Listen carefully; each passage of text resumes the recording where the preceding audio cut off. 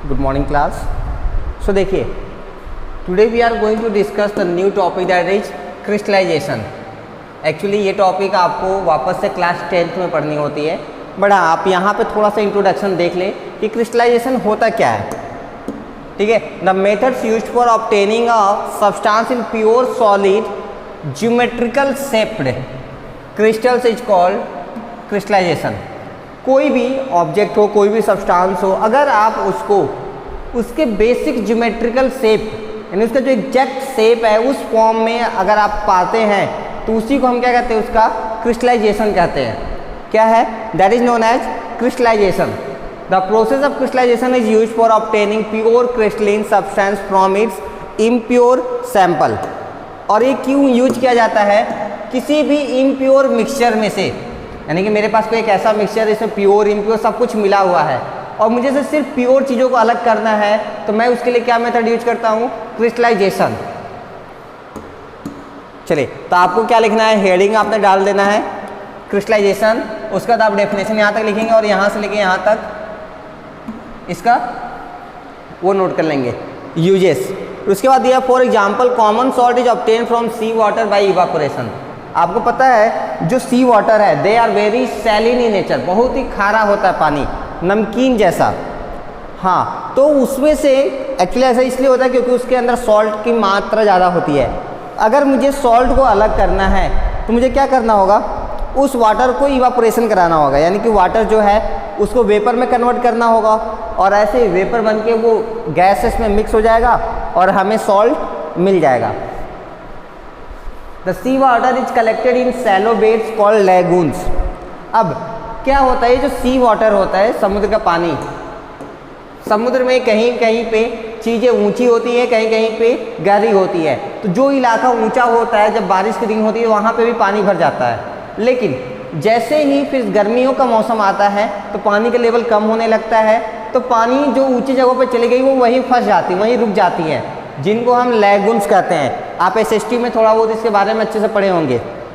ठीक है, तो लैगून्स में जो पानी रह जाती हैं वो क्या होती है, बरसात की पानी हो या जैसे भी हो, बरसात में एक्चुअली ऐसा होता है कि बरसात में पानी ज़्यादा आने लगती है तो सी लेवल बढ़ जाता है, इसलिए लैगून्स बन जाती हैं। अब क्या होगा, जब गर्मी का मौसम आएगा, धूप निकलने लगेगी, तो ये जो वेपर है लैगून्स के पानी वो वेपर बन के उड़ जाएंगे और वहाँ पे सिर्फ सॉल्ट इकट्ठा हो जाता है। नेक्स्ट देखिए आगे क्या दिया है, water evaporates leaving behind the crystals of common salt. फिर क्या होगा, धूप की वजह से पानी तो इवापोरेट हो जाएगा, गैस बन जाएगा वाटर वेपर, लेकिन सॉल्ट वहाँ पे क्रिस्टल फॉर्म में मिलता है। This common salt is then purified by the crystallization in factories. फिर हम उसको फैक्ट्री में ले जाते हैं, उसको प्योर करते हैं, क्योंकि जो मिलता है सॉल्ट वो एक्चुअल प्योर नहीं होता, वो इम्प्योर होता है, आप उसको डायरेक्ट खा नहीं सकते, उसको कंपनी में ले जाते हैं और फिर उसको हम प्योर को अलग करते हैं। The process of crystallization is illustrated in the following activity.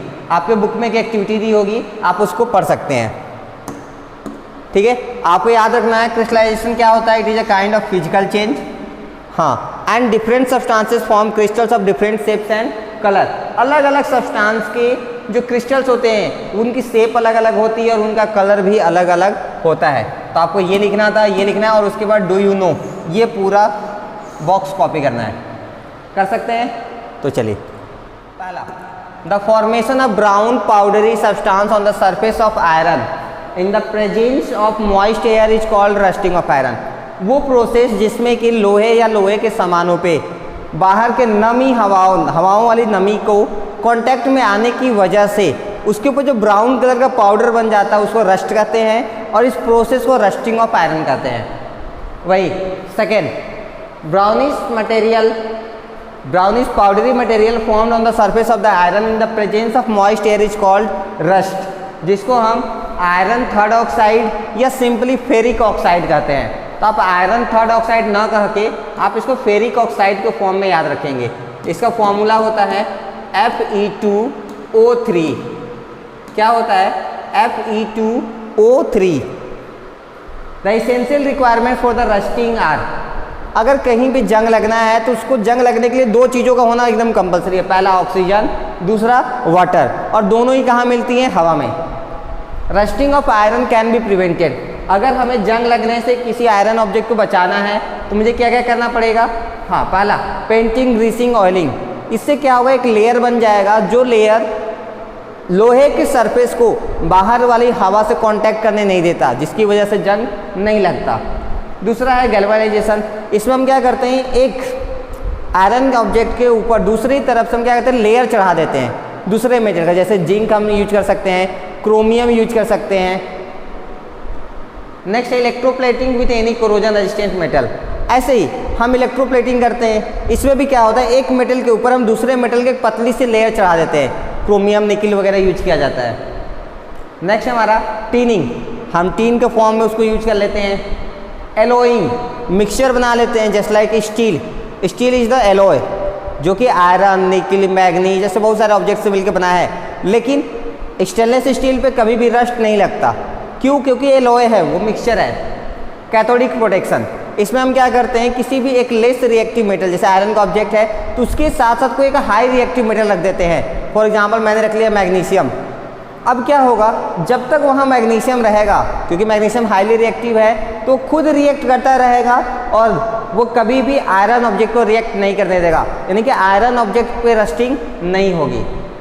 Next हमारा the process of obtaining a pure substance in a pure solid geometrically shaped crystal is called crystallization. किसी भी प्योर सब्सटेंस को उसके pure geometrical shape में पाना क्या कहलाता है? क्रिस्टलाइजेशन कहलाता है। Next one is crystallization is a physical change, and the most important part is the process of crystallization is used for obtaining pure substance from impure sample। किसी भी impure sample में, जिसमें प्योर इम्प्योर सब mixture है, उसमें से pure substance को अलग करने के लिए जो हम प्रोसेस यूज करते हैं उसे हम क्या कहते हैं? क्रिस्टलाइजेशन। उसके बाद चैप्टर हमारा यही फिनिश होता है। अगले दिन हम आपको ओरल क्वेश्चंस कराएंगे और फिर हम एक्सरसाइजेस की तरफ आगे बढ़ेंगे। Till that, thank you so much.